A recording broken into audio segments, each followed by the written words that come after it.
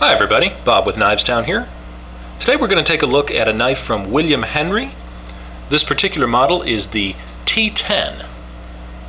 And this knife is no longer in production, which is not unusual for a William Henry knife. They make small runs of knives. And if you're not familiar with William Henry knives, the name is actually William Henry Studios, or William Henry Fine Knives. They're production knives, but they're really more along the lines of a semi-production, semi-custom knife.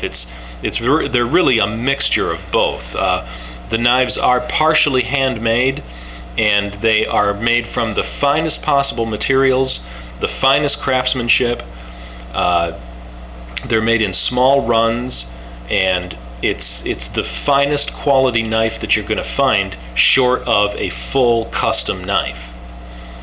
This particular model is the T10, like I said, and it came with a little leather pouch sheath and a little William Henry pamphlet and a little chamois that is typical for these knives to come with.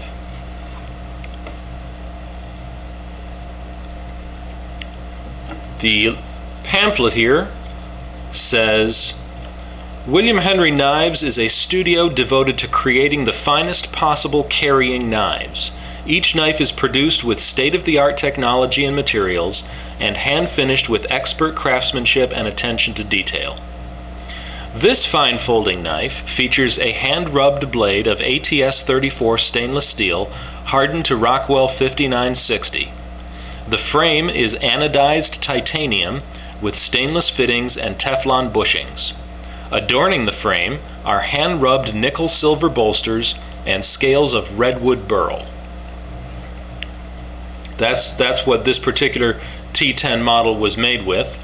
Now the models were made with different things. Some of these knives came with bone scales, and I think there was a mother of pearl and ivory. It came in different configurations, but the knife pattern was the same. Let's see if we can zoom in on this little sheath. See what you get here. The sheath is embossed with the William Henry logo right there. I don't know if you can see that. And it's just a nice little soft leather, stitched leather sheath pouch. You can get these with other knives. But it's a nice little carrying option. The knife, and I've got it here on the chamois, it's a suede type material. And this particular knife, I'll give you a close-up on those scales. That's redwood burl, like I said, just gorgeous, absolutely gorgeous.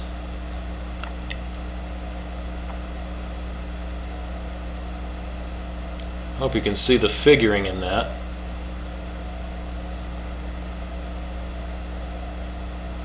Really nice.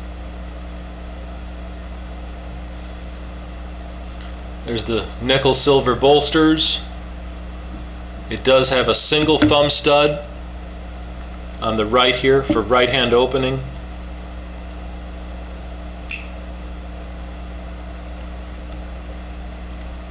Technical specs on this knife are a blade of 2.5 inches, and that is a full flat grind.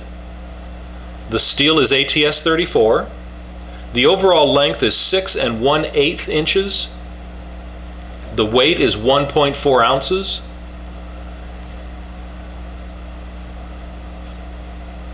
Now these knives are EDC knives, but they're also collector knives. This is just not the kind of knife, obviously, that you would take on a camping trip or abuse in any way. Look at the liners, the anodized titanium. I don't know if I can show you well enough on here, but you can see the blueness. They're the blue of those liners. It's hard to see, but it's really attractive. You know, let's see if you can, you know, the liner is just straight across. There's no jimping to detract from the lines or anything. You know, this is not a knife that you would find jimping on. This is could be considered a gentleman's folder. It has a brass inlay back there, brass spacer.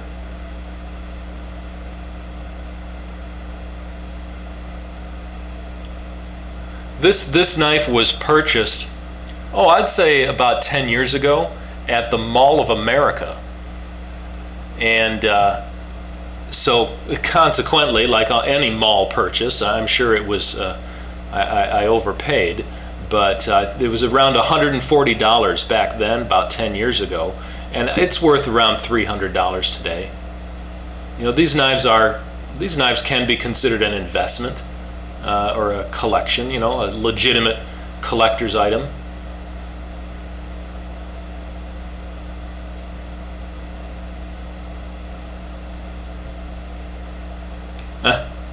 I wish you could feel the action on this knife. It is absolutely like silk. It is just the smoothest, that action is just pure sugar. Feels like a full custom knife.